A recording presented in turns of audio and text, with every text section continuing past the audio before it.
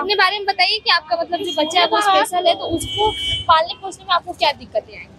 এরা তো স্পেশাল বাচ্চা, এরা তো মানে কথা বলতে পারে না, পড়াশোনা করতে পারে না। এদের যে কোনো একটা মানে কি যে কোনো একদিকে ওদের ভালো থাকে, না হয় নাচ, নালে গান, না হলে তোমার ব্যায়াম, যোগা, না হলে তোমার পড়াশোনা, যে কোনো একটা জিনিস ওরা ভালো পারে, সবকিছু ভালো পারে না।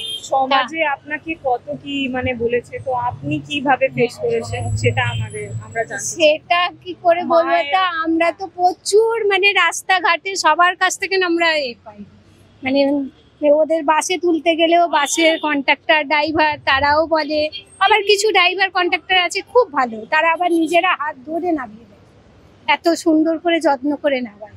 আবার একজন আছে মানে ওদেরকে দেখলেই মানে বাস তাড়াতাড়ি টেনে নিয়ে চলে যাবে, মানে দাঁড়াতে চায় না।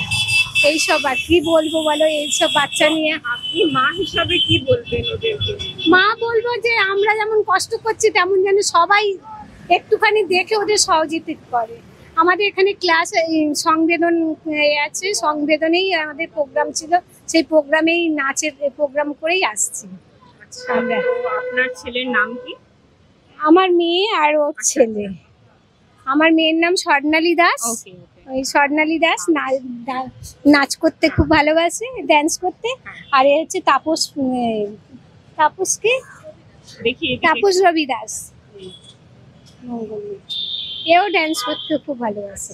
এরা দুজনই না ড্যান্সের স্টেট অ্যাওয়ার্ড পেয়েছে, রাজ্য সরকারের কাছ থেকে স্টেট অ্যাওয়ার্ড পেয়েছে নাচের।